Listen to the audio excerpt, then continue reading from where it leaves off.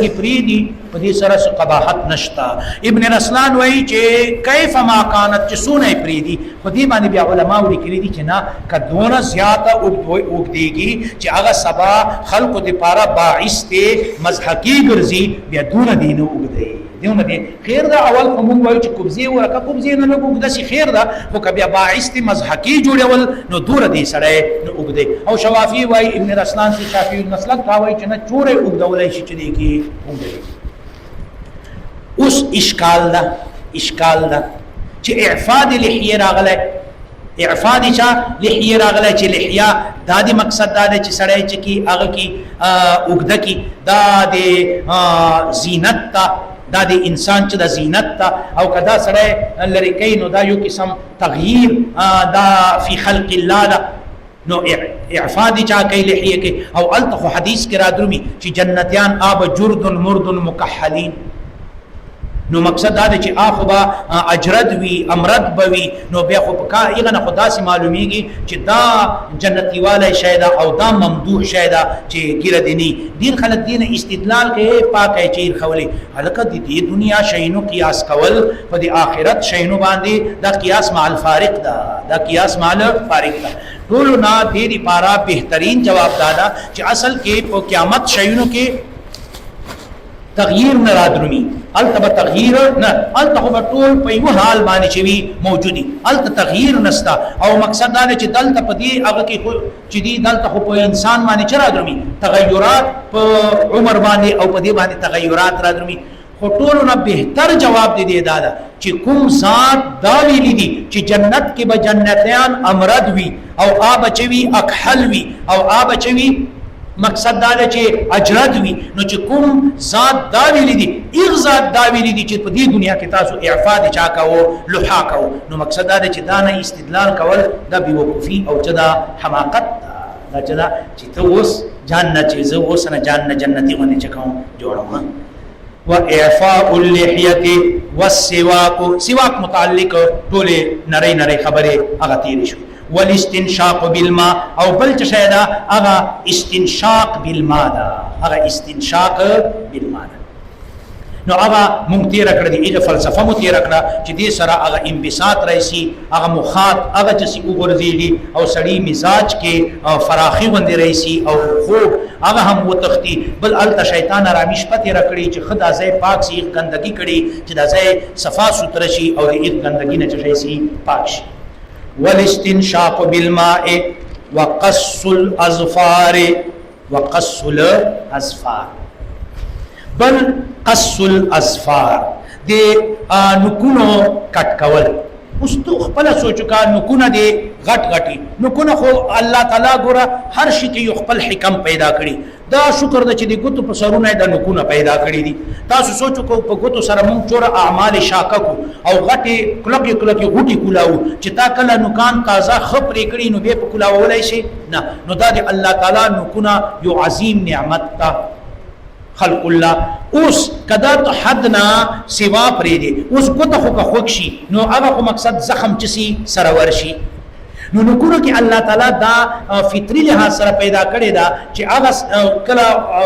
خراب شي نو کتا سوچي علي دا نور نکور پسې چکیږي پیدا کیږي نو اچا پیدا کیږي هغه خراب حصے چکیږي درومي نو اپ دې ترتیب وجنه الله تعالی حکمت ته پدې کې چې هغه نکونه چکیږي غټيږي. اوس کدا د حد نه سواسي نو تاسو وایي چې پدې کې کډیر صفای ساتي چور ګندګي پکې ساريږي تکش نه وندي او بیا مقصد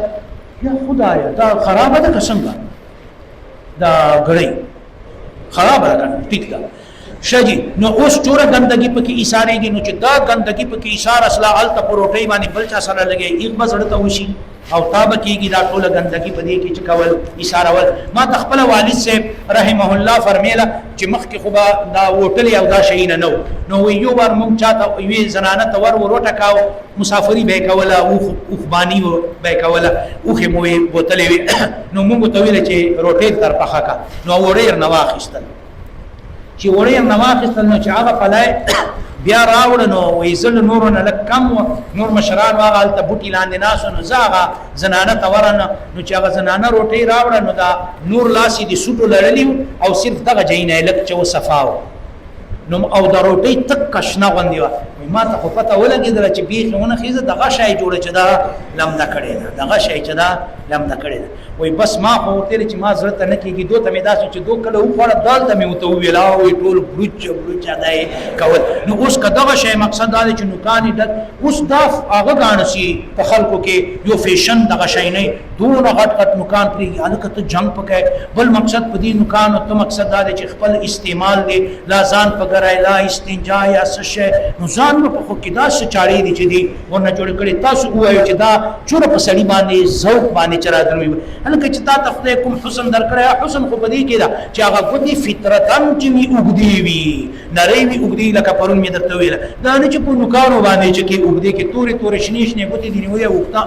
نوکان دې ورته اوږده که خدای دې پېښ وباسه نو تقلیم الاسفار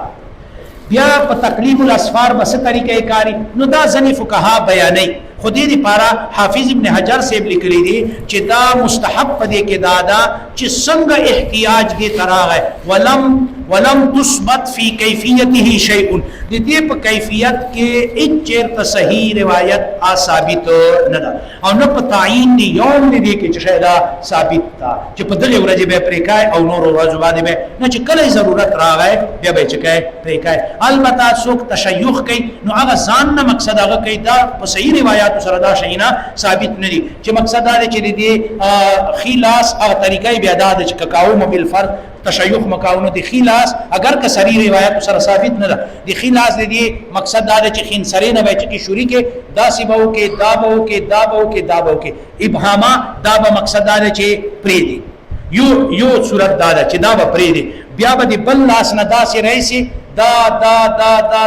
نو بیا بچو کې ابهامو کې نو ګوره ابتدا به هم دی خلاص نه رئیسي انتها به هم دی چا نه رئیسي خلاص او یو طریقه دا چې دینه پیدا شوري کې دی جنا دا به هم سره وکي بیا به هغه شوري کې ټول بداسي چې سي پر خو اول بدل دی جنا شوري کړي اب بیا د جنا نه شوري کوي اب بیا د جنا داسې دا په دې لاس وال کې دا چې دینه به شوري کې داسې نو چې داسې رااله روایت نه ده بعضی هغه طریقه دا خی چې بیا به دا چشای کې کټ کې او دینه بعد به بیا د دغلا سوال ټول چکه یو ځای کټ او بعضی وی چې نه ابتدا په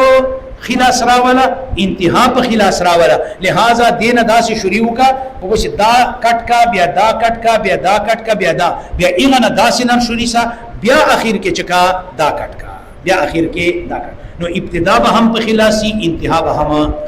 او د خپل کانو کې طریقه دا شی اگر که ثابت نه ده چې آب مقصد دا چې د خیخ په نوکانو نرواخلی دیغه وړي ګوتیوالنا خنسرینا او داسې په پرازي ابهامي پوري او بیا به مقصد دا چې د بلې کې داسې لار شي پوری په خنسری به چکای و درې داسې په تخت خو ما درته ویل چې حافظ ابن حجر سوي چې نه په دې کې د ورځې تعین نسته بازي وي چې جمعې پورې به خامخا کوي نه دا چې چیرته حاجت او تراغه کبي جمعې غټ شي بیا به نه کوي نه په دې کې اصل شایدا ده چې کله دې ته حاجت راشي او کومي به ترشي کله به نور جوړي یو به پکې غټ شوی نو به چې کپرې کا دې کې دا کیفیت او په دې تا طریقې ما درته ویل چې دا بازو بیان کړی دي خو صریح روایت سره ثابت او دا خو چې یو مستحب عمل نو چې دا روایت سره ثابت نه نو بیا مقصد دا چې دینه خامخا تدین جوړول دا ټیک نه دی وجه نشا صاحب لیکلی دي شاه ولی الله صاحب حجت الله کې چې دا دین کې بدعات دا زیات هغه تعمق فی الدین نه پیدا کیږي تعمق فی الدین بیا به اکثر تعمق فی الدین تشریح درته وک بس په دې تقلیم ول دا نه کیږي یار دا